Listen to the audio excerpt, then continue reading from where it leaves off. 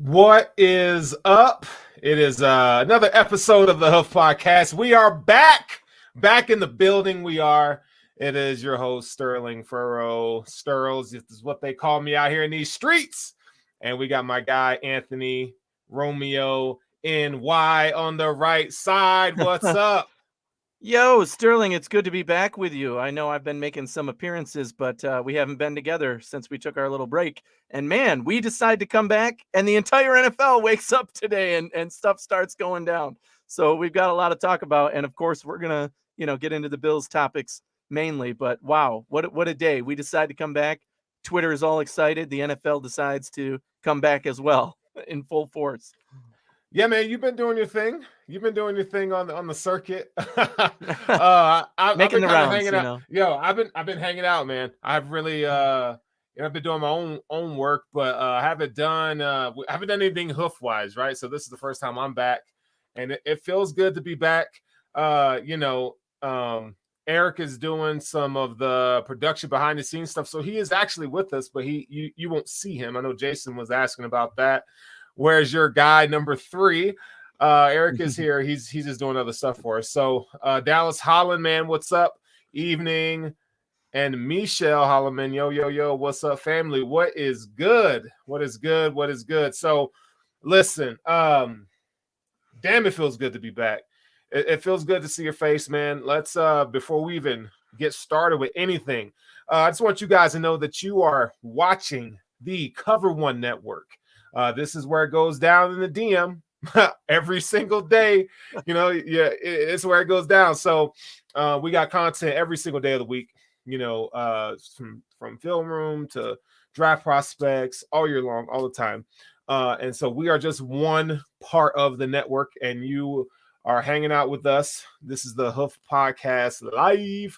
So anyway, with that being said, man, yeah, there's a lot going on in the NFL right now. There's a ton. And this is like one of the best times of the year because there's always something brewing. I tell you what, in terms of headlines alone, the NFL does a damn good job of feeding people content that matters. Like things happen, like today, for instance. AJ Klein got cut, right? AJ Klein gets cut. It's going to save the Bills $5 or $6 million, I believe. Mm-hmm. But the big thing that we want to talk about before we get to any move anybody's done, the salary cap set at $208 million. So the league increased the salary cap $25 million per team from last season ahead of free agency. So we kind of talked about that as we were closing down the hoof this past season, but that's something to keep in mind because as of right now, with the move cutting Klein, the Bills have negative $1 million in cap space. Okay, it's close. So you're going to see some restructures. You're going to see some different cuts. We're going to talk about maybe some of those guys to get rid of as we move on in the show. But it's just something to keep in mind because there's two trains of thoughts. One is salary cap doesn't matter, right? You could just go and get anybody you want, and you could kick contracts down the road and kind of deal with them later to win a championship like the Rams, right? They went out and made aggressive moves. They don't care about the draft. They've been doing really good hitting draft picks mid to late rounds. So they're like, you know what? We don't care about day one picks. We're going to get rid of them. And they don't have a draft pick for a long time. But then you have other teams who, like the Bills, are very meticulous about and methodical about how they use their draft capital. So we have a first, second round, third pick. I think we're going to see what happens as of right now. Things may change, right? I mean, the Bills are kind of in a position where they can make some real moves. I mean, salary cap permitting, they could do some things. So I think those are some things to kind of keep in mind as we move forward. But Russell Wilson, the Broncos coming through in the clutch with Russell Wilson. So the compensation on that is 2 firsts, 2 seconds, Noah Fant, Drew Lock, and Shelby Harris, man. So Russell Wilson is officially a Denver freaking Bronco pending the physical. So for those of you fans out there who love Sierra and are Denver natives or people who live here in Denver like myself, you get to run into Sierra at a Nuggets game or at a local Whole Foods near you. So there you have it. So, Anthony, how does that hit you? Russell Wilson, first we saw Aaron Rodgers say he's staying with the Packers. He signs a 4-year, $200 million extension. And he's saying that those numbers are actually accurate, and then Devontae Adams gets franchise tagged today. So what was your initial reaction? Rodgers staying in Green Bay, and then the Broncos aggressively going to get Russell Wilson just hours later. Well, clearly these two things are connected, right? That was the Broncos had their A number 1, A number 2 plans ready, set, go, right? All they needed to do was pull the trigger. So they were clearly having the right conversations, I think. It said, well, we got the Russell Wilson deal in place, but, if Aaron Rodgers is available, that's really the guy we would like to take us to that next level. However, Aaron Rodgers staying in Green Bay, to me, I've lost a lot of respect for Aaron Rodgers. You cried like a baby for 2 straight years about the situation there and how they're not treating you well and whatever. And some of it was legitimate in my mind. I was the one saying, when you have an Aaron Rodgers, you make Aaron Rodgers happy, regardless of what it takes, because you have Aaron Rodgers, who is the reason you're in Super Bowl contention. So, for him to stay after all of that drama that he kicked up for 2 years, and his personality and his I'm just Mr. laissez-faire attitude, but I'm also going to cry, bitch, moan, and complain on every public forum I get. And the whole, thing with COVID this year and lying, I'm just so over him. He's, lost some respect from me, and great. He's still one of the best quarterbacks around, and he's dominating in the NFC, I think, for sure.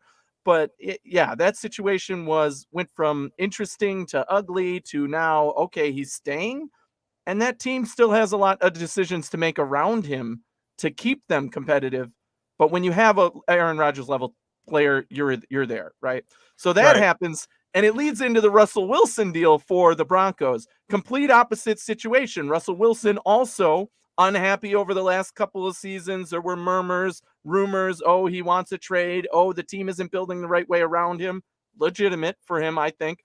And now he lands with the Broncos, a contending team that just needed that quarterback piece at times. They were like, okay, we have Drew Lock. If we had Aaron Rodgers or Russell Wilson, we'd be in the playoffs. We'd be making that run too. So they go ahead and make that move that was needed for them. Russell Wilson is a heck of an upgrade for this team.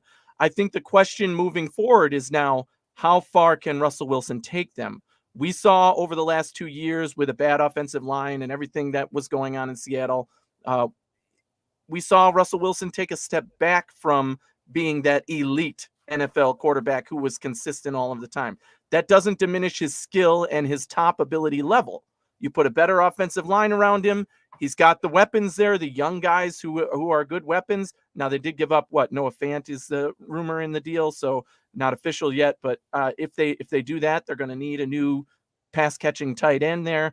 But they have pieces in place to help Russell Wilson. And they have the defense that's building as well. So the Broncos immediately get better with this move. And I'm happy for Russell Wilson, happy for the Broncos. Whether that puts them above the Chiefs, I don't think so at this point. Okay, so check this out. As we're talking, this is Adam Schefter. You guys have probably seen the Seahawks informed 8-time All-Pro and Pro Bowl linebacker Bobby Wagner, franchise icon, that they are releasing him per source. Wagner arrived in Seattle 2012, same day as Russell Wilson, and now leave the same day to end an era in Seattle. All good things come to an end. It just does. Relationships, 95% of the time, whether they're married or not. Sometimes you go the distance. And in this case, in the NFL, they call it not for long for a reason. Bobby Wagner is a free agent. Now, let the rebuild begin in Seattle, huh? I mean, this is good. I mean, last year they sent a couple firsts for Jamal Adams, and we're like, why? It doesn't make sense. And I'm glad that they're kind of getting it together to where they realize, okay, we might have to say bye to Russ, but we're gonna start doing this, building this team back up the right way, the way we got it in the first place. That was through the draft and through free agency, but calculated moves of free agency, not necessarily going out and breaking the bank or just getting, you're going to overpay in free agency, right? Now, there's sometimes there's a place for all that. So good for them to finally kick the can down the road and kind of get their get their shit together, if you will. So with that being said, let's talk about where the Broncos rank in terms of their own division, and then we'll look at it from an AFC perspective. So, I mean, if I'm the Chiefs, I'm worried. I'm worried because the Broncos have everything that you would want. They have a really good running back, Javonte Williams. Whatever you think about, Cortland Sutton and Jerry Jeudy, their injury concerns. I know people who think Jerry Jeudy's a bust, and I'm like, what? Give him a real quarterback and let's see what happens, right? You got Tim Patrick is a good wide receiver. Hell, the tight end that they drafted was it last year from Missouri 2 years ago. He's decent. They have a couple pieces on the offensive line. That's just on offense. Defensively, they got Patrick Surtain is a really good corner. They got an all-pro safety back there. They got Bradley Chubb, who's an all-pro defensive end. When he's right, he's real good. So they have all the pieces. Then you go and you add Russell Wilson in that. I mean, you got to say, like, on paper, the Broncos look like the best team in the AFC West. Right? Don't you think? I mean, to me, that's a bit of a leap still. I mean, on paper, if you're position by position, it depends on what you're doing, though. You still have Pat Mahomes, you still have Tyreek Hill, you still have, all the weapons, Kelsey, all them guys that give the Kansas City a bigger edge to me. I see what you're saying in terms of offense and defensively, all around. These players go on the field. Who looks better? You would lean, if you just go position by position, 1-for-1, the Broncos for sure. Absolutely. If it's 1-for-1, but when you factor in the effect that guys like Mahomes and Tyreek Hill have, the edge still goes to Kansas City without a doubt. And they have the experience, which is intangible number there, but that would give them the edge still. We don't know what Russell Wilson's going to look like in Denver with these guys. We know what Pat Mahomes looks like in there with them. Yeah. So I had to check you a little bit there, Sterling, because on paper to make check marks is one thing, but if you're adding it all up, they're still well behind the Chiefs. I don't think so. I just don't. I think they can beat them. Look, don't get me wrong. They can beat them, but still well behind. Look, the KC's offense is still there, but I'm telling you, the Broncos, they're not bad. Like when you live here and you watch the Broncos play, you look at them and you go, wait, you guys are a quarterback away from competing in the playoffs. I don't look, and we put a lot of hype into Justin Herbert. He's a good quarterback. But San Diego's roster is an example, Anthony, that always looks good, but they never can put it over the hump. They can never, right? Yes. But you add a Russell Wilson to that equation. He's a leader that they need, right? Nate Hackett is a good offensive mind that I think will really help Russell Wilson and these young guys on offense grow. And they got a good defense. So it's easy to really be excited about the Broncos right now. We'll see. Kansas City, they're losing Tyrann Mathieu, and say what you want, he's a declining player or whatever, but he changes the way they play defense, right? So they got Kansas City. They got some things that they need to evaluate and look at moving forward. Now, the Raiders, come on. Like, we don't even need to talk about the Raiders, but they did make the playoffs. They did. Are they going to be back? No. Hell no. They're not coming back. So I'm excited for the Broncos. I'm actually excited for the Broncos. They actually made a move that you're like, I can get behind that. Now, if they want to give us Jerry Jeudy, we'll throw you a fourth. We'll take Jerry Jeudy off your hands. No, they're not. No, but I will say, from the betting perspective, I love this move for the Broncos, right? This is going to make the Broncos one of those bets going into the season. Could they win the division? Certainly. If things work out well, they can win the division. It could be a total bust, but the odds are going to be in their favor because, the Chiefs and the Chargers are still going to have the odds above them. But I'll take that bet. Give me the $100 on the Broncos to win the division, because if it happens, it's going to pay out well. And it is a realistic possibility. And that's, to Sterling's point, a couple of people in the chat were roasting you for saying that, but there is a possibility they can beat the Chiefs. We saw the Chiefs struggle at the beginning of the regular season, and then they, cleaned up on teams like the Broncos, and the Chargers couldn't take that next step to overcome them. And they caught on because the Chiefs have a dominant roster, especially on offense. But don't count the Broncos out, man, because they can do it with this roster if they stay healthy and it's funny. get things going. people want to roast me for saying that, the Broncos can't handle the Chiefs when the Bengals they lost to the effing Bengals twice, and the Denver Broncos are better than the Bengals. I don't care what anybody says. Definitely. Like, get the F out of here. Like, y'all, hey, I'm coming equipped with the facts, bro. I don't just say stuff. Y'all know I don't just say stuff. I come research, but we'll see. Like I said, it looks good on paper, but you gotta put it on the field, right? So let's that's a fun topic to talk about. There is another polarizing topic in the NFL right now. Calvin Ridley, gambling issue. Okay. He's suspended for the 22 season. Now there is a lot of backlash in the community, in the NFL community, NFL circles. There's a lot of mixed opinions. This is more of a Pete Rose kind of thing, but Pete Rose is actually playing in the games and betting at the same time, whereas Calvin Ridley is a guy. I wanted to know the timeline. I wanted to know. Yeah.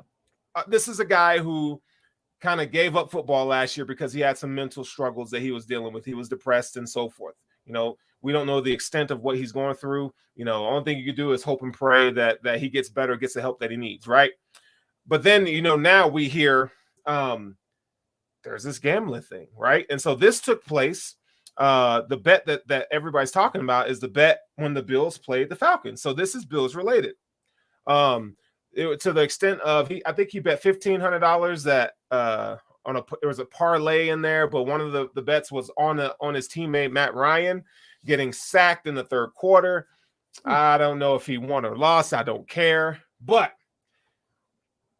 he played 6 or 7 weeks of the season and he was out the rest. Now, the NFL has fully embraced gambling. Our very own Anthony Romeo over here, that the NFL is like, when it comes to gambling, they're like, yo, we want to make that money. And we know the NFL is all about making money. So Roger Goodell and the powers that be get together and they say, all right, Calvin, look, man, we can't have you betting on games, and you knew that you shouldn't have done it. So we're going to suspend you for the 2022 season.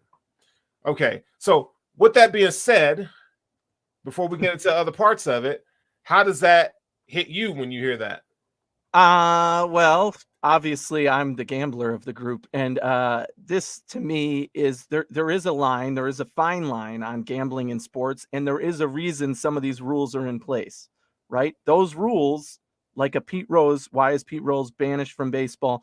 Because he bet on the games, but he never bet against himself. Nothing's ever been proven to show that he bet, my team's going to lose. No, he was betting on his team to win. And I'm okay with that. You bet on yourself to win. You bet on yourself to do well. Great. Spend that money, right? Win it. But at the time, gambling wasn't as commonplace as it is now, especially amongst the NFL. So the NFL is pushing gambling, wants all these big deals, has a stadium named after it, and now is punishing a player for getting involved. We're walking that fine line. It's like the first time somebody got, in trouble for a post on Facebook or something, right? Way back in the day. It happens. And now we have to say, okay, what are we okay with as the NFL? These players, we're pushing gambling. It's literally all around them everywhere. Everybody around them is doing it, and we're encouraging it. But a player puts down a bet. I want more information about the specifics of the bet. Obviously, if he was betting something negative for himself and was throwing the game, then that is an act of malice against the NFL, and he should be suspended probably indefinitely and just leave him on the sidelines forever.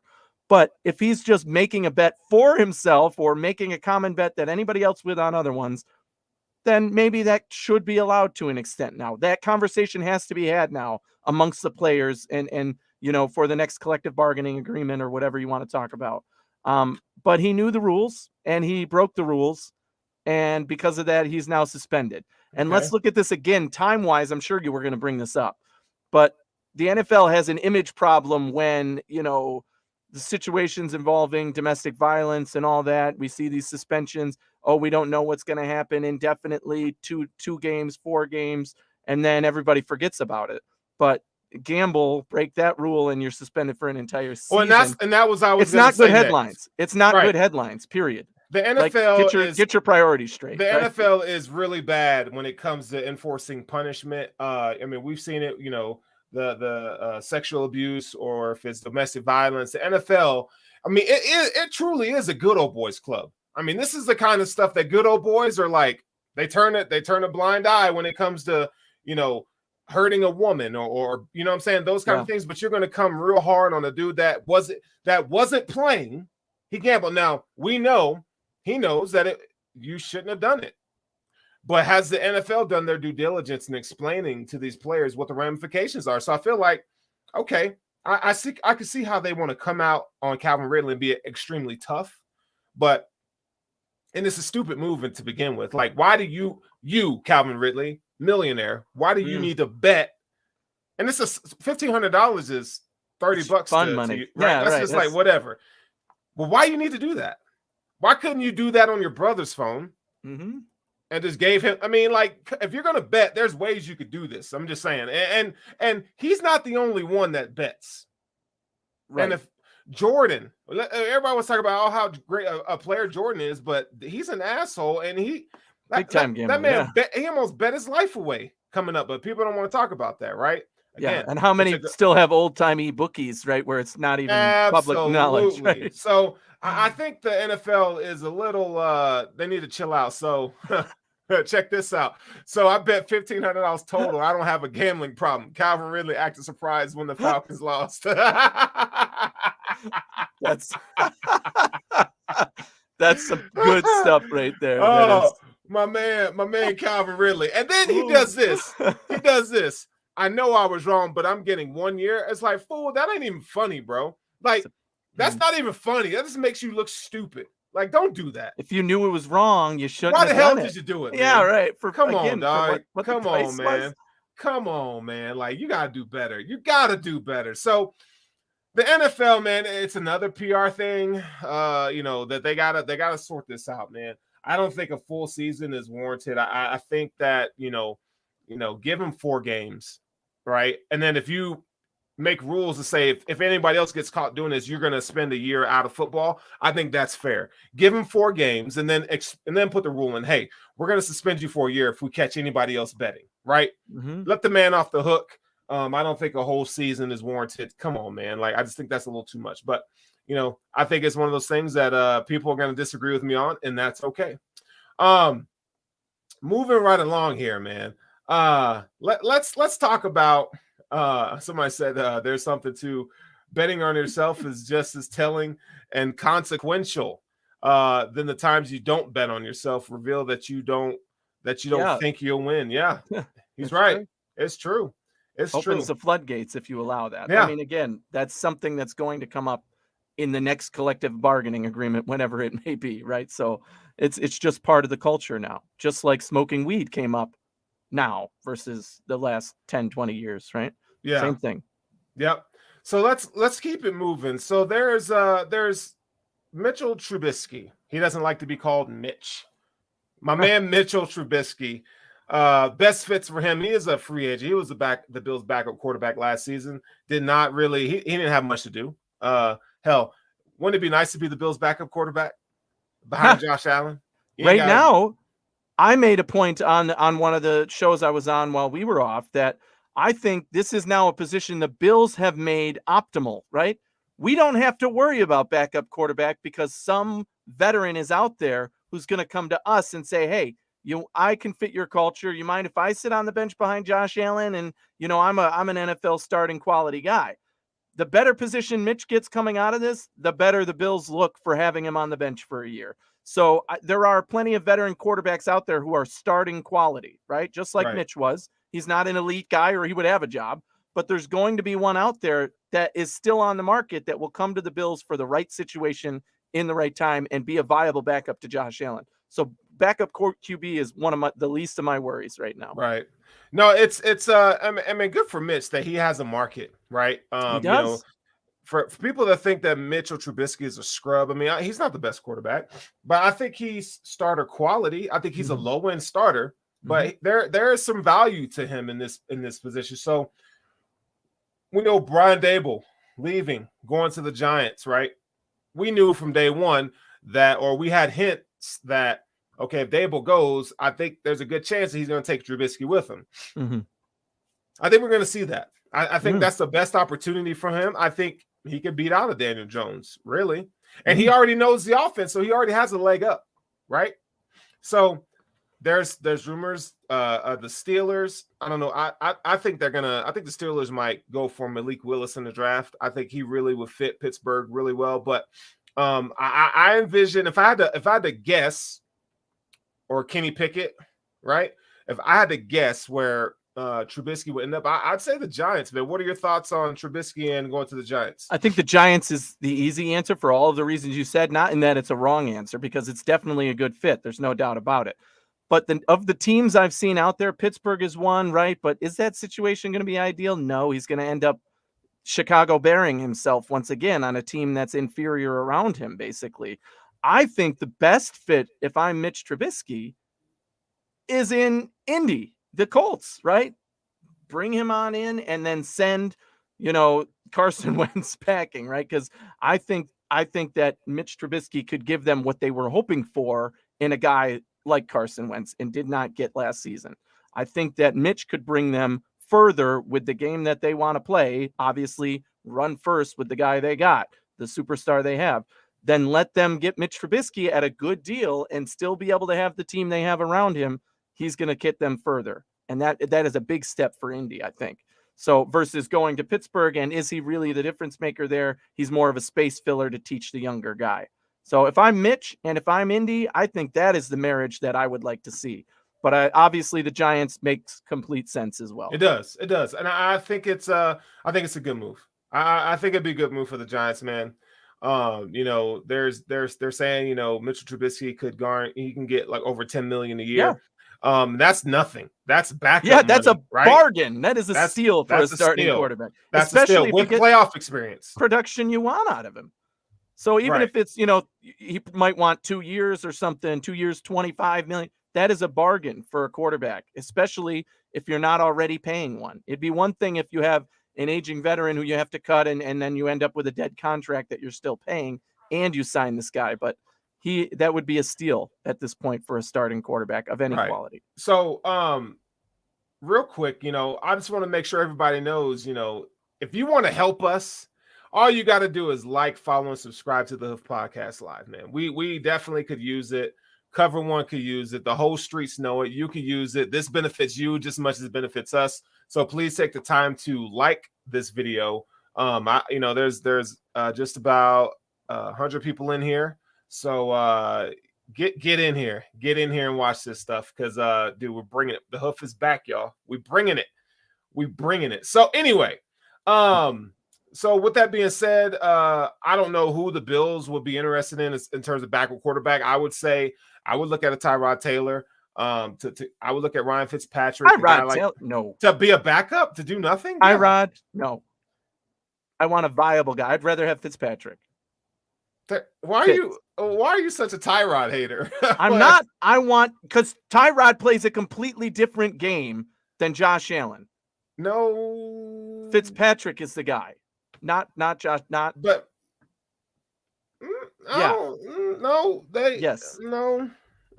Yes, give me a Jameis Winston, right? I'll take Jameis Winston's not coming to boy.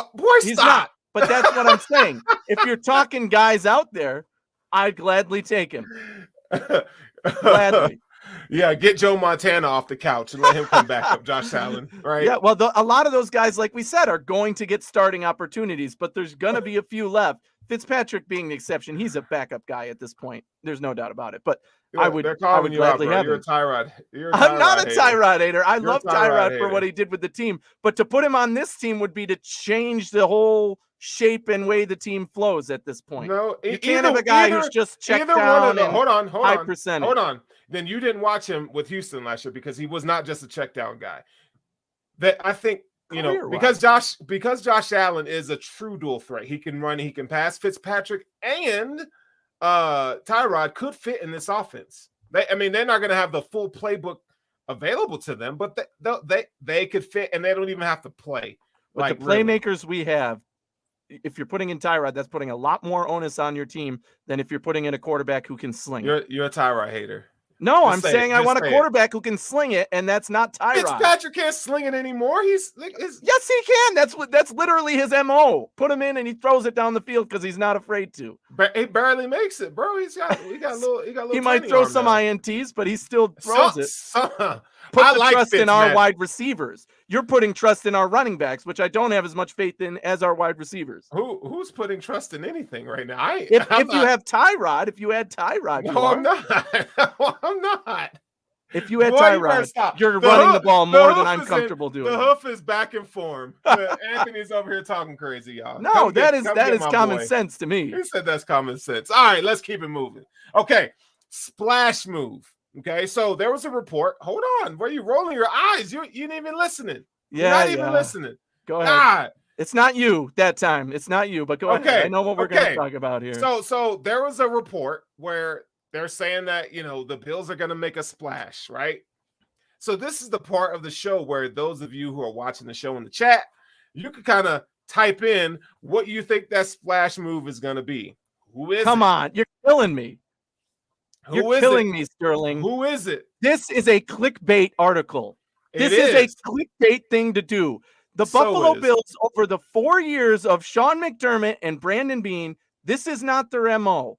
They don't make a surprise splash move. When we got Diggs, we knew we needed to get a wide receiver who was quality one. But nobody thought the Bills were trading a first-round pick for Stephon Diggs. That is true. That was a good move, but it was a necessary move. Right now, we don't have a move like that is necessary on this team.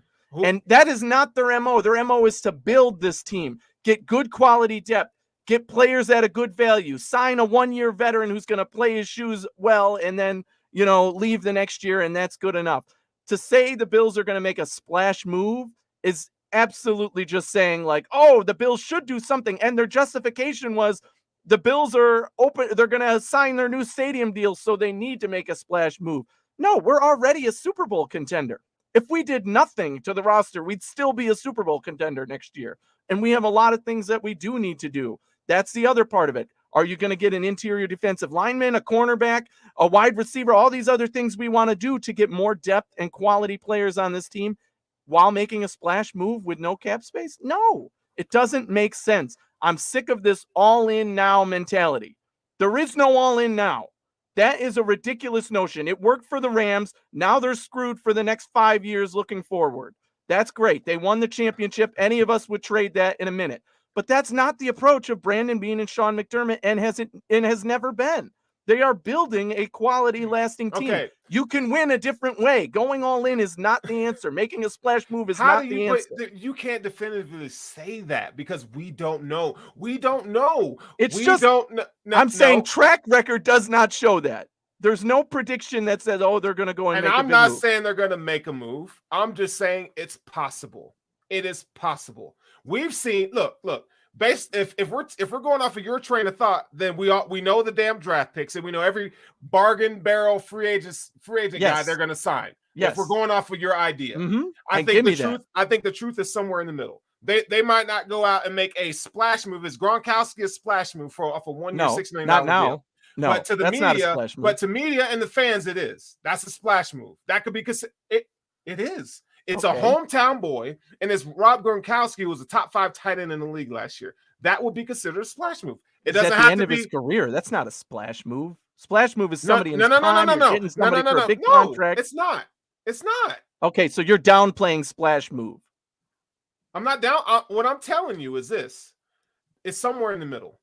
I'm not saying Gronkowski is that splash move, and I'm not sitting here saying that they're going to go and try to get Devontae Adams. What I'm saying is, we don't know. And that's one of the joys of being a free agency in the draft because we don't know. We don't know what they're going to do, right? It's fun. Very logical, here we go. This is how Brandon Beane and Sean McDermott have played their cards. This is what probability says. You're probably right. Exactly. So this is what I'll equate it to, not to bring this up again, but because I think it's relevant. Highly, highly improbable, but possible? Certainly. Just like last year when everybody was saying we're going to draft a running back in the first round. And what did I say? That is a ridiculous notion that makes zero sense. And it didn't happen because it didn't make sense. It was highly, highly improbable, regardless of how many people wanted it to happen for whatever player they wanted. It was not going to happen. That's not how this team builds. That's not what would best improve this team. And I feel that same way here moving forward. I don't know that there's some splash move that I would get excited about at this point in time. Here's what I'll tell you this. Okay, listen. NFL rumors. This is they can't, it's probably not true. Here we go. But big name veteran reaches out to Buffalo Bills about joining team in 2022. And that's the report. And that's what we're coming with, right? That's a different report. Not the same report. Nope, this is a different report. So this is number 2. Yes. So all I'm saying is this, and Anthony, it's okay to have a fantasy, buddy. It is. It's okay, but it's okay to check that too. Again, the other thing I'll compare it to, J.J. Watt. Everybody went nuts for J.J. Watt last year, except me. I was the one saying, no, I don't want J.J. Watt. I didn't want J.J. Watt. He's just a guy with a name. He's over the hill. He's injury prone. He's good for what he's got, but he better stay healthy. And I don't want to overpay him for that. And now the team that's got him did. He didn't even play because he got injured, just as everybody was afraid of. And now whoever is this, great. I agree with the report about veterans, because if you're a veteran and you want to win, where better to go than Buffalo at this point in your career? It means you're not getting, top dollar salary for the position. So that's not a splash move in my mind. I don't think the Gronk move would be a splash move. At this point, people are saying that's the expected move because he's from Buffalo. By the way, for the record, I don't want Gronk either. I think he'll be overpaid for a tight end too. And even if they play him in 12 personnel, I still don't think, he'd be the ideal fit for the Bills in terms of his personality and everything else. They might want him, and if they add him, that's great. But I'm not on that train either, for the record. For a 1 year, $6 million, you don't like that. I think that's too much. Yeah, for tight end 2, for the way I want our system to operate, I'd rather give that to another wide receiver or various other positions we need to upgrade at. So would you rather have Emmanuel Sanders on a 1 year, $6 million deal like last year? Hold on, because you let me finish. Go ahead. Would you rather have Emmanuel Sanders or Gronk on the same contract? Oh, Gronk at this point. Okay, and that's all I'm saying. So you don't Gronk coming in, he's not tight end 1, but what he can do, he just opens up the offense a little more. He's a really good blocker. He's going to help in the run game, and he's really good at taking a pass down the seam. Like, that's his specialty. He's a wily veteran. He knows what to expect. I don't think it's a bad move. I think it'll be a good move. And I don't care about, he need to trade Wyatt. Like, nobody cares. I'm not worried about that either. Yeah. It's more about the value of the position and how much you're willing to invest. And like you're saying, there is an argument to be had. I'm not going to throw a fit if they end up with Gronk, because there is a rationale to it. We don't need him. But I don't want it. I don't want it because I want that to go elsewhere. I want those resources going elsewhere. So we'll see. I just think it's interesting. The Bills have been on his tail for a few years now. So, we talk about it. But AJ Klein's gone. Okay, AJ Klein was released. $6 million, frees up. We talked about that. We kind of knew he was one of the guys that wasn't coming back. He did well. He played well here, but as a guy for a team that plays exclusively nickel defense, there's really not a chance for him to play unless there's an injury. And he's athletically, he's limited athletically. But for that price, if you want to bring him back on a 1 year, $2 million deal, I would do something like that. Exactly. He would be a veteran minimum contract. Maybe they could talk to him and get him on something like that, or just draft a guy in the 6th round or camp body free agent. Well, we also have some guys on the roster that, they've drafted over the past few years that if they take the next step, great. Now you've got your third linebacker, at a cheaper price and they can fill in when needed. But that takes a level of development and trust at this point. I still think you have to comb the free agent market for a linebacker around the price you're saying. Veteran minimum, somebody who can come in at a $6 million cap, or cap savings by cutting him.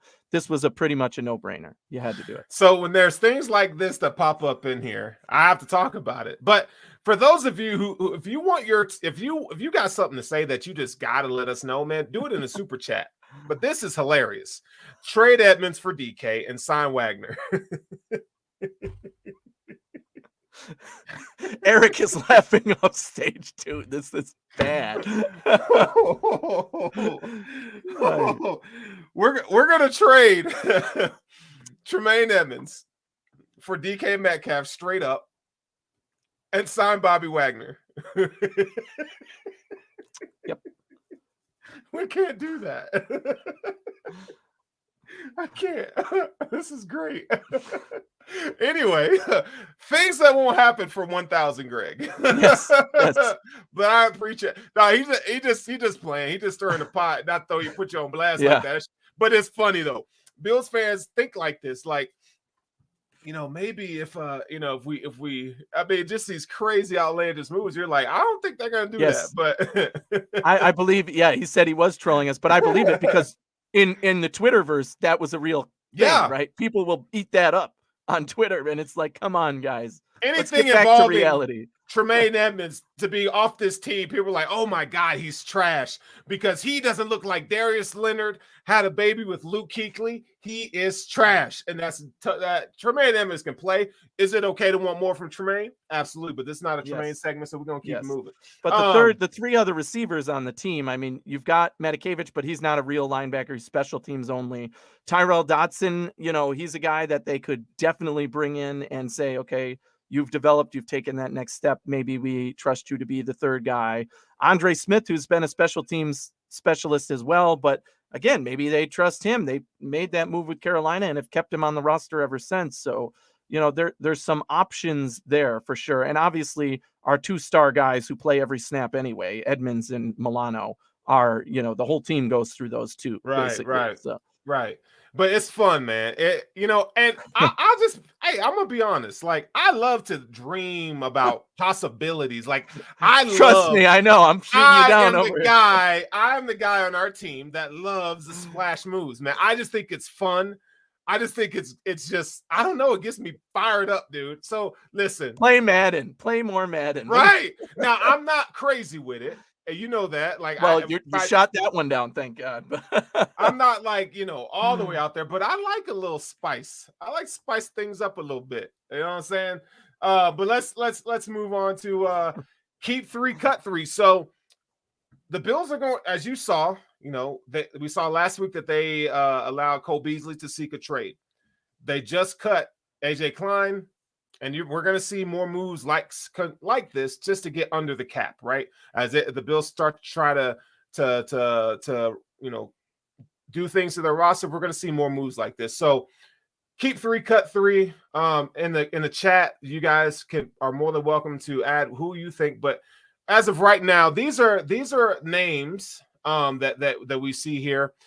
These are all candidates. So you got Jerry Hughes now, he's a free agent. Mario Addison, free agent. These are all the free agents. Yep, right. These are all the free agents. So it's the idea is we're gonna sign 3 back and let 3 walk, right? That's the idea. Okay, 3. So based on this list, I'm letting go of Hughes and Addison. Really? Yeah, I am. So you can only pick 3. You're already getting rid of 2 at the top. Hell yeah. Hell yeah! Because I put Butler. Butler is my first choice without even blinking. Like, Butler. I don't. Yeah. Then the first 3, you gotta go. You're just done. You're done with defensive line. I'm done. I'm done, bro. I'm done. You know what? Hell, make it damn. Who do I want off this list? Harrison Phillips, I'll bring back. Definitely. Ike Botker. Even though I hate his name. So let's go one by one. You got to make a case here. Okay. You're just throwing them out there like darts. And I'm like, whoa, okay. Let's take the list down now and we'll talk through it. All right, we can look at the list again. But let me do this. Let me do this. So where do we want to start? You want to start with your 3 to cut, or you want to go 1 cut at a time here? What do we agree on Vernon Butler, right? Yep. Vernon Butler got to go. Yes. No question about it. I mean, he ain't coming back. That's a no thank you for your service. Peace Goodbye, out. right? Yes, Peace just out. get the hell out of here, right? Yeah. So kick him in the door or kick him with the door on the way out. So who's your next cut? You're taking Addison and Hughes. Is that absolutely official? Bye. All right. So my other cuts then, if I had to choose on this list who I'm moving on from, I'm going to surprise you probably with these. I'm going Emmanuel Sanders. It was good while it lasted. I think he's going to retire. He got to go. I think he's going to retire, but it's time to move on. I want a different player at that position. And the other one I was going to say is, there's other choices that we had on the list, like Bobby Hart, that I think are obvious ones, and other ones that I would like to keep. But believe it or not, the other one that I think it's time to go, not because I don't want him on the team, but because I think he's not going to be the value. Somebody's going to overpay him. It's Isaiah McKenzie. I think somebody is going to value him at whatever the number is, $5 million a year. I'm not giving Isaiah McKenzie that. He's done nothing to show me he could do that. And before you continue, we know, like, we do know, like, the players, we're not saying we're cutting them, obviously. Yes, we're saying we're cutting ties, like, you're not coming back. Right. Even though you're a free agent, we're not extending you a contract. So correct. That's what we're talking about before people get all up in their feelings in the chat. So, yes, back to what you were saying. Emmanuel Sanders, he gone. Who else you want? Vernon Butler, Emmanuel Sanders, and I'm saying Isaiah McKenzie because I think he's just going to get too much value somewhere. Somebody is going to be crazy enough to pay him more than what he's worth. So I'm sorry, but I'm just like, all right. Levi Wallace. Are you now? I'll go to my 3 keeps because one is definitely Levi Wallace, but I am worried about his open market value. Okay. The problem is the Bills have a need at cornerback big time. And if you are the defense, you're thinking, your line of thinking should be, he's played well for us. Let's give him a contract offer, a real contract offer now. If that's 3 years, $15 million, that sounds good to me. If it's 3 years at $10 million a year, no. Thank you, Levi Wallace. We love you. Have a nice day. You get your money. And that's, a good goodbye, if you will. But I'd like to keep Levi Wallace for sure. The other one that I'm keeping is Jerry Hughes. Jerry Hughes and what he brings to value for this team, both in his leadership role with the young guys we have now at the position and the fact that we're going to need depth defensive line players here. He really fills the niche he's been filling over the last few years. He's not going to play the majority of snaps anymore, but if you can get him at a quality deal, $4 million, I don't know what his number is going to be, I would gladly take Jerry Hughes back with open arms. He has survived everything in Buffalo. This guy deserves almost more than anyone on this roster a Super Bowl ring because he's endured all of that and he came under, sketchy circumstances to this team. So Jerry Hughes is the one that I want back. Now, whether he wants to come back, that's probably the bigger question there. And if I had to pick a third, I'm still going with F.A. Obata, a player I really like and want to see more from, and he's not going to get overpaid, I don't think, on the open market. You could probably bring him back on a similar deal as what you gave him, and he brought quality snaps to this team at a position of need. So Harrison Phillips, we talked about him. You got to re-sign him too. He wasn't one of my 3 there, but he'd be on the list as well. But F.A. Obata, in terms of value and depth, yes, definitely. So we have a super chat here. Pimaruto coming in with the super chat says, do the Bills just need to get under the cap at day 1 of the league year and then go over the cap after that? So yes, the Bills have to get under the cap by the league year. Okay. Now, after that, I think they have to restructure contracts and so forth to have available cap space, right? Because you're going to you have to use that to sign draft picks and you may have to make a move here or there. So yeah, you want to get as much under the cap as you can as you continue on. But before the league year, you have to get under the cap. So I'm sure, a lot of times what happens is, a good guy to ask about this is Greg Tomset, but when these teams makes moves, the moves sometimes, a lot of times the moves are already made. They're just not reported yet. So we saw Klein today, right? But there might be some other moves. You just don't know about them yet. So you got to stay glued to Twitter, stay glued to us and other Bills content creators or NFL creators because, your Adam Schefters of the world, because that's where you're going to kind of get a lot of the facts about who's being kept, who they're letting go, etc. So thank you for the super chat. Thank you for supporting the show. And for those of you out there who want your comment to be discussed by myself and Anthony, by all means, do a super chat. So say NFL teams can place a franchise tag on players through 4 p.m. Eastern time deadline on March 8th. After that, teams will have a week to get their books under the cap. That's March 16th deadline, the first day of the new league year. So there's your answer for that. So back to keep 3, cut 3. So if I'm going to keep you wanted to keep Jerry Hughes. And yes, absolutely. There's value. Hold on. Yeah. There's value to him at a $4 million, That's exactly what I said. That would be, I would be okay with that. He still does bring value, but the Bills cannot or should not go into next season with Hughes or Addison. As I'm going to say Hughes, Addison, because either one could be. I think they probably will bring back Addison, then they would bring back Hughes, right? Gregory Rousseau, Carlos Basham, and AJ Epinesa. That is not what I want at the top of my depth chart for defensive ends. I think they need to. I hope that they go defensive end round 1, or cornerback. Those are two positions. Yeah.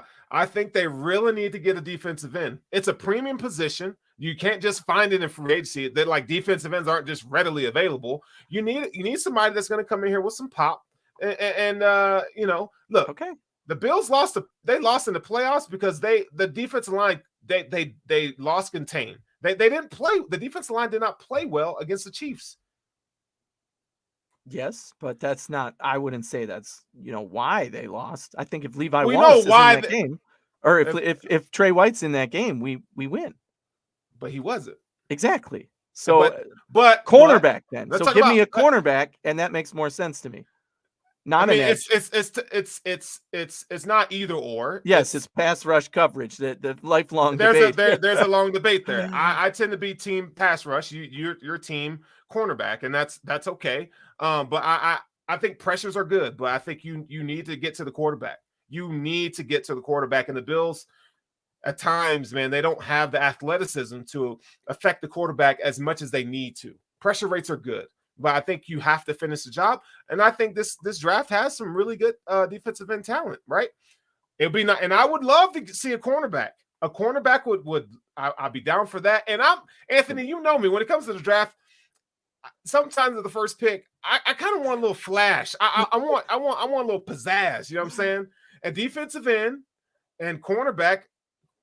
Is a cornerback a flash pizzazz kind of pick? I don't know. I don't know that's not lighting up the defensive tackle. At this point, it would be because we've wanted cornerback for how many years and haven't gotten one in the first round. Yeah, so it would be exciting for us, but I don't know that it would be for the general public. I'd be cool with that. I'd be cool with that. I don't know. We're gonna talk draft though.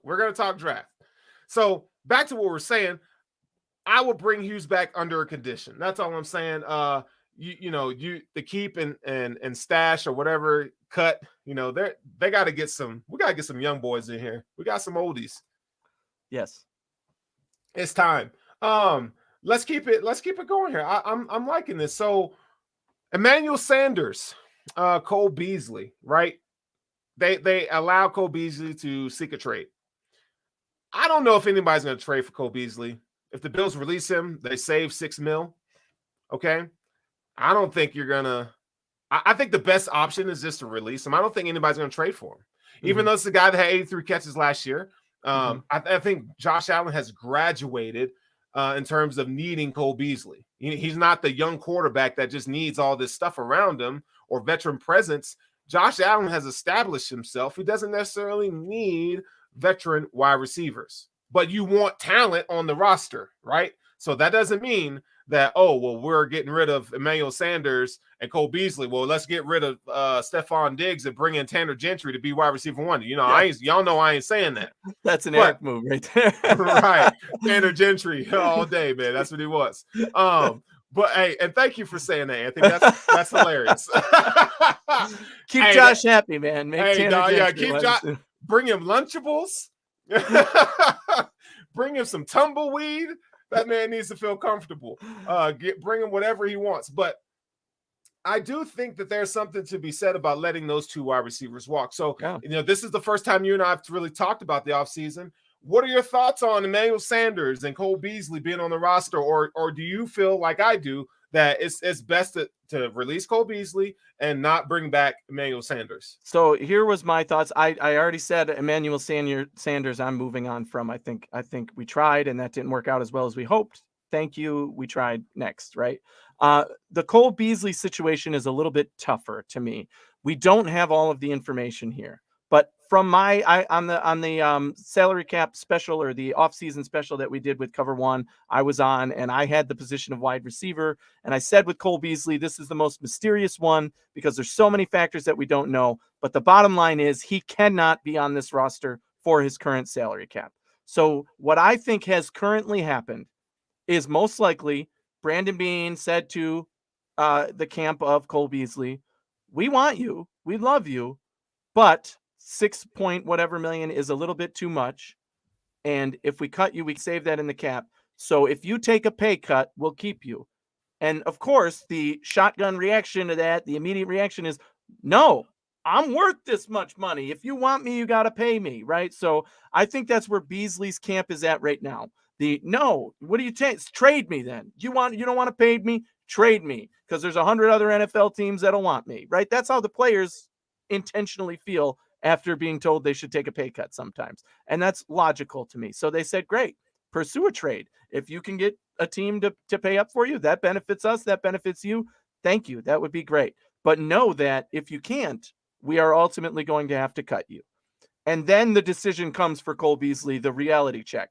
Right. Do I take $3-4 million to stay on this team with a pay cut, or do I test myself in free agency and go to whatever other team? And we also don't know Cole Beasley's feelings on New York and COVID. Yes, that all seems to be going away now or whatever, but there's still, questions about his political beliefs and whether he wants to live in New York State at this point. And he might say, just either trade me or cut me, which is fine. But if they do choose to cut Cole Beasley, if he does move on, wide receiver becomes one of the biggest priorities on this team immediately, without a doubt. It already is. It already is. Yes, I agree. It already is. And it only becomes bigger. So I think number one priority is going to be wide receiver if that happens. You've already lost Emmanuel Sanders.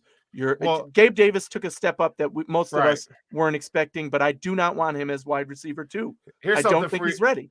Here's something for you to look at. So this is the target share here. Emmanuel Sanders and Cole Beasley. You see, obviously we know that Emmanuel Sanders, they use him more kind of deep. He lined up on the left-hand side, and we see where his targets are kind of come from, short, intermediate. A lot of Cole Beasley's receptions were short, short, intermediate from the 10 yards and below, right? So the Bills, I think, to kind of they need somebody who can stretch the field. They want somebody who can stretch the field. I think that would be really advantageous.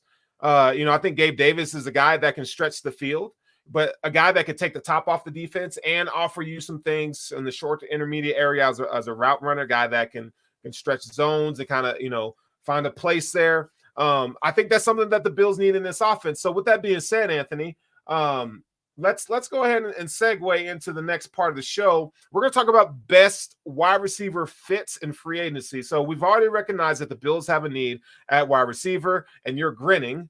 I would love to know what you're grinning about. But what do and before we dive into that completely, let's look at the list here. This is from Spot Rack. This is the list here. So you got Allen Robinson, Godwin, Adams. He's not as right. Their franchise tag.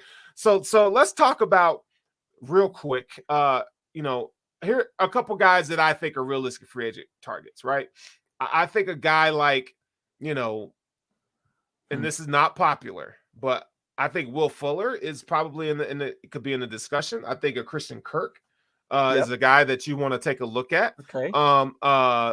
Maybe a guy like man. Go to the next page. Yeah, let's do that. Let me put it up here. Here's some other guys. So you got Christian Kirk there. Adam Humphries will be a nice addition. This is a guy, he could work in the short to intermediate area. And then outside of that, it gets pretty light, pretty dicey. It does. It really does. Khalif Raymond is a speedster. James Washington could offer you some area that way as a route runner, but that's about it. Demarcus Robinson, I don't need. But Adam Humphries is if you want Cole Beasley, you go get Adam Humphries or Christian Kirk. It's going to cost you a little bit more money. Chris Conley is a guy that was with the Chiefs, now went to Houston. He's a free agent. So, the market is not hot outside those top guys. I will tell you a free agent I'll make a case for him. Allen Robinson. I think there's something to be said. Don't be surprised. Hold on. Okay. Hear me first before you judge. We already established that you like the splash moves, and you first. go with the number one guy on the list. No, that's just a list. Let me tell you why. Let me tell you why it makes sense. He had a terrible year in Chicago. The dude has never really been on a winning team. This is the kind of, because of the what Josh Allen brings to the table, it's fair to say that guys will be calling Buffalo and say, hey, get me on a deal that is advantageous to the team for 1 year so I can reestablish my value. That is what I'm talking about. Not that they're, they're going to go seek out Allen Robinson. But I think you're going to start seeing guys come here to kind of reset the market for themselves. You know who Allen Robinson played with? Mitch Trubisky. He could call him right up and be like, hey, how was your time in Buffalo? You think I should go there for you? Look, and what Josh Allen did in the playoffs warrants, I mean, this is not just me being a homer. This is just actually saying, hey, we've seen this in the league where guys take lesser deals because they know that they're going to be in contention to win a championship. Emmanuel Sanders did the same thing this past year. Now, he's a guy that's on the later end, but I take back what I said. The way you defended that makes logical sense to me, right? Unless somebody offers Allen Robinson a big deal now, which he could very well get, and he has very well earned with his skill set in his career. But if he doesn't, is it a bad idea to take, whatever the Bills are willing to offer him for 1 year? Maybe not, but it has to also match with the Bills. Are the Bills willing to only invest 1 year in a quality position of need like wide receiver, right? There's other names on that list that I liked. You mentioned one of them, Christian Kirk, but I think he's going to get a bigger deal than his value is worth. I would love to see him play with Josh Allen, but I think just the way this market is with the guys, as we said, there's not a lot to get excited about. But somebody did bring up one of the receivers I am excited about, DJ Chark. Here's a guy who played in Jacksonville, who was mired in this team, never had a quarterback who could throw to him. We have no idea what he's capable of. And that seems much more like a target that Bean and McDermott would say, hey, by the way, we're in need of another wide receiver. We like your skill set. Come to Buffalo, be the best version of yourself and show the NFL what you really can do, right? With a 3-year deal or something. Because he's only 4 years into the NFL at this point. He's got a future ahead of him. So, there's a viable thing where you can offer a pretty decent contract and not spend more than, I think Kirk is in the realm of 11 million, whereas as DJ Chark, you might get, 4 or 5 million even. It could happen. Will it happen? Probably not. But we don't know. Mind, they can structure these contracts to be first year. You're not going to get that much. They could kick the bonuses down the road in increments. So you're going to see, I'm just saying it's possible. And that's not like we're saying, oh yeah, the Bills are going to get Devontae Adams, but like a mid-tier guy like Christian Kirk, a guy like Allen Robinson, I would say at this point in his career, he's a mid-tier guy, right? He just has a name, right? I think, you're going to see guys take lesser deals to come to Buffalo just to play. I just think I don't think it's a crazy idea. And for you to say, I like that, man. That is basically my feeling on it. Basically, right there. These guys cost too much. Draft one. I think you need two. You need two. You do. You got to bring in somebody, right? One veteran, Sanders and Beasley, and your draft one. Yes, and I'm talking a high one. I don't want a low one. And we've seen what some of the flyers we've got on the practice squad right now that aren't cutting it right now. I'm gonna need you to put some more respect on Gabriel Davis's name. Yes. I do respect Gabe. I think he can be wide receiver too. I think he could do it. And the area that from when I watched the tape, it's his route running in the short to intermediate areas that he had to improve on. And I think he did it. And I think he's going to do it this offseason. He's going to work more on that this offseason. We know that he can get down the field, right? We know that he does a really good job of separating down the field and so forth. He can high point the ball. He's great at that. But it's the short to intermediate area where he has to improve. Yes. He has made some improvement, but it needs to be better if he really wants to be taken seriously as wide receiver too. So that's my problem going in. Right now, by default, he is wide receiver too. And I'm not okay with that. I think he's earned it. He's earned a shot for sure, but he has not earned wide receiver 2 guy on this team. Right. You're a bona fide. He has chemistry. He needs help. I trust him as wide receiver 4. I do not trust him as wide receiver 2. I want to bring in a veteran, and I want to draft a guy very high to compete with Gabe Davis for the snaps, coming in as wide receiver 2 or a slot guy if we lose Beasley as well. By the way, DJ Chark, I did check, $11.9 million is his projected yearly contract. That's way too much. Again, that's Christian Kirk level. You're talking the same deal. He can ball, though. He can ball. One or the other. He can. I would love to see him on this team. Yeah, but not at that. Kirk. But I mean, what's the cost, right? Exactly. What price? If somebody pays him that, more power to him. We don't, because he's young and talented. We don't know how much stock Brandon Beane is going to put into the wide receiver position as a monetary value. We just don't. So a lot of people want to be like so absolute, they will do this, they won't do that. We don't know. Yeah. We're going to find out, though. We're going to find out. What we do know is wide receiver will be a very high priority if we. What we do know is you need two.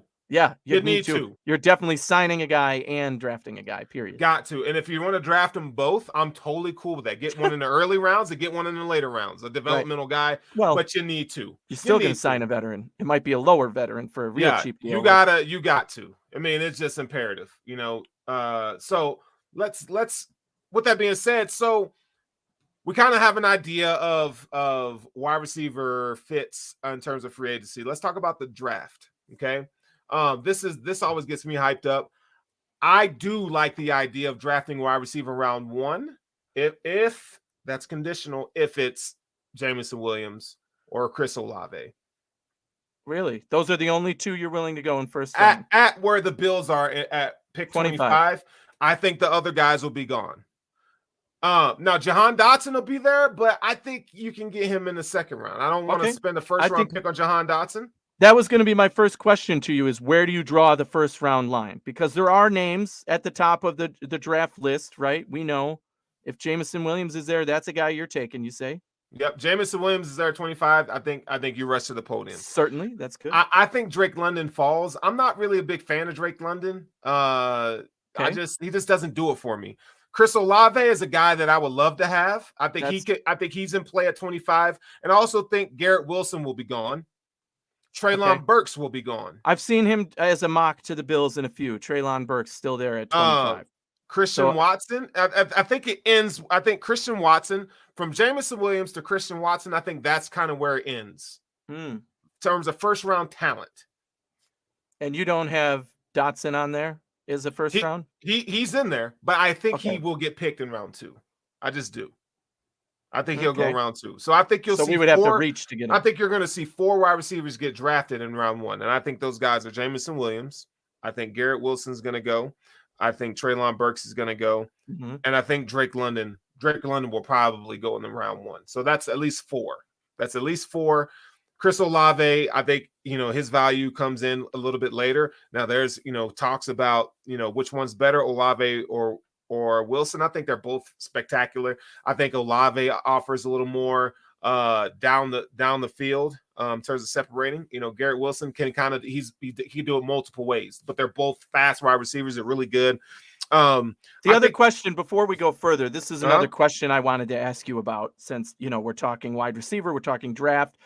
If we lose both Sanders and Beasley, then my answer to this question would be yes, please. But if that's literally it, what do you think is the value that would the team is looking for? Do you think you want to draft a number 2 wide receiver? Do you want to draft a slot guy? Are we talking, because that's where these guys are, that's where the separation comes for me. As I'm looking through this list, I say, okay, I do see a fit for Treylon Burks, right? Give me him. Yeah. But if you're talking Dotson in the second round, or, one of these guys falls that would be an excellent slot, I'm happy with that. Give me that guy too, right? Like you said, let's take 2 of them. But so it's like this, because I looked when I evaluated what the Bills' need was. I looked at Stephon Diggs. He's a guy that can do it all, right? Mm-hmm. I've for the past few years have said the Bills kind of need a bigger wide receiver. Yes, that can kind of handle the blows, that kind of get you some run after catch ability, a bigger, stronger type wide receiver. So I look at guys like Christian Watson as a guy that could fill that role. That sounds like Burks to me. That was the first player I thought of when you said Treylon Burks can do that, right? Yeah. But Treylon Burks as a route runner, he's just not a good route runner in this offense, or what we've seen. the Bills like route runners, right? So a guy like Garrett Wilson will be perfect. Jameson Williams can do all those things, and he's the most complete wide receiver in this draft, right? And we're just talking round one talent. So if you go down the list, I mean, I think a guy like Kyle Phillips will be from out of UCLA will be a good selection. You can get him in round 3. I think Calvin Austin III from a speed standpoint. I think that's one I've seen a lot. A niche guy that could take the top off of defense, can get in the return game as well. I think that's Khalil Shakur. He's a guy out of Boise State that I think is a guy that gives you some of that versatile. So now we're talking third round. I think this is third round seems to be, you're right. I agree. Top of the list, wide receiver. If one of those guys falls, that is the right fit. Give me wide receiver in round 1 all day. We need it. It should be there. Absolutely. Third round to me is where the value and the fits that I really like are at wide receiver, I feel. You know, there's a lot of guys. You just named a couple, and I might be biased here, but one of the ones that I immediately was drawn to was Romeo Dubes, or Dubs, however you say it, out of Nevada, right? He is a guy I think could very well fit this team too. Why not? Bring him in. And his name is Romeo, so he'd immediately be one of my favorite players. But, you know, really for his skill set, though, too, that's you're again asking the question, do you want set number 2, real number 2 wide receiver to go next to Diggs, or are we trying to fill that slot role that Beasley does with somebody who has, you know, good hands and can get open, right? So it depends on the value you're getting. If we're going 1, if we're going, you know, round 3. Here's a guy that I think is going to surprise: Justin Ross out of Clemson. I think he's a guy that's probably going to go in the 4th round. Injuries is the only thing that really killed him, and then they had really shoddy quarterback play at Clemson last year. So Justin Ross is a guy that I really do like. He's 6'3", 210 pounds or something like that. I mean, the guy can jump. He's dope. He's a dope wide receiver. You know, I think he's a guy that can get jammed and uncovered quickly, and can make plays down the field. Justin Ross will be phenomenal in this offense. So he's a mid to late round guy, just because of injuries and production at Clemson is somebody that I would take a look at. Tyquan Thornton, Velus Jones. I know people are going to bring those up. I think they're speed guys. You can run a 4.2 or 4.3, but if you can't run routes, I mean, you're fast. John Ross, like I don't care. It'd be nice if that functional speed, if that speed can be also functional in offense, and what you see on tape is what you actually get, right? So I mean, take a flyer on him. I'm not investing big capital in a guy like that. So I guess we'll see. But the cool thing is that there's a lot of wide receivers in this draft class that throughout the draft, I think you can go 2 rookie wide receivers in this draft. You can get one 2nd or 3rd round. You can get one 4th or 5th round, right? Yes. And you don't need to bring in a veteran because you have Gabriel Davis coming into his 3rd year, and you have Stephon Diggs, right? I would still sign a veteran who is a cheap veteran, just even if somebody like Jake Kumro, who technically is a free agent, but we could bring him back for sure. But he's a mentor, help him out. He ain't really done nothing. That's what I'm saying. As a wide receiver, what's he going to help with? You still need a receiver behind or in front of somebody with experience ahead of those rookies. I think you're okay. I think with Gabe Davis and Stephon Diggs, I think you're okay there. That's all. I'm okay with the cheap veteran. I'm okay with that, but I don't think you need it. With Josh Allen and his development, Stephon Diggs, Davis, I think they're okay with in terms of, instrumental leadership. I think if they can play, they can play. I'm not arguing against it by any means. I'm just saying I would want a little more comfortability. Preferably, it'd be nice to have another Wiley. But give me those guys on the field, and any of those 2. I like that. Honestly, the scenario I think that we've gone through that I like the best is number 1, 1st round preference right now for me is cornerback if it's there, because to me that's the biggest commanding need for the current season. Wide receiver, if not cornerback, those are the only 2 positions I want in the 1st round at this point. If something else is there, somebody really top 10 player that falls, then you can't resist, fine. But other than that, those are the 2 positions I'm eyeing. 3rd round has the value at wide receiver, as we said. So I would love to take a wide receiver there. If we go cornerback round 1, something else in round 2, offensive line, whatever happens to be there, wide receiver in round 3, I would be perfectly happy going wide receiver 3-4. That to me sounds like a done deal. Give me wide receiver 3-4. And now we have our 2 guys that we trust, that we like, who can fit this offense. You're relying on rookies, which is always dangerous. That's why I still want some kind of veteran in there to compete or show them the ropes or whatever you want to call it. Push them a little bit, challenge them, and not just let them think they're walking into the situation, anyway, but that's where I'm at in terms of if we could go 3-4 with some of these guys, I would love it. Yeah. And it's crazy. It's like the Bills have more needs than they have draft picks or depth wise and like high end picks, right? So they really do, man. I think this is a year, and this might not be a popular take, but I don't want developmental. Get me a guy who can come in here and play now. Yeah. Do it now. I don't want to see an AJ Epinesa. I don't want to see a Carlos Basham type pick. Get me a guy at 25 and in the second round and in the third round that can start on this team. I don't want to see a developmental prospect come in here. We'll be discussing defensive line at some point in the future before the draft. And that's another position where we need quality guys. So I'd be happy with one. Give me one in the second round. I want somebody who can play, a big dude, it's playing obviously at the one tech position mainly. Even if we sign Harrison Phillips, we need more depth. So give me him, I'd eat that up. So yeah, we're just gonna talk wide receivers, and I can't wait till we talk defensive line. I know we're getting all amped up. It's our first day back. We're throwing it all out. I know. Now this is the part that I love a lot. A lot of the work that I do is evaluating these prospects and so forth. So with that being said, Anthony, it is time. It's almost that time for us to peace out of here. So with that being said, now that the hoof is officially back, we got lots more draft content to be coming at you here at the Cover One Network. You're going to find myself and Anthony. And Eric did such a good job behind the scenes tonight, being the producer. We're just, on the hoof, we're just trying some different things, kind of find our niche and how we want to present the information to you. But, man, keep it locked right here on the Cover One Network all off season long. Get ready for free agency. You're going to start hearing rumors and trades come through that aren't necessarily official yet to the league year. And we're just going to keep moving and keep growing and keep going, baby. So thank you for listening to the Hoof Podcast Live. My name is Sterling and Anthony on the other side, and we out of here. Go Bills. End with that Tanner Gentry up there. I want to see that Tanner Gentry.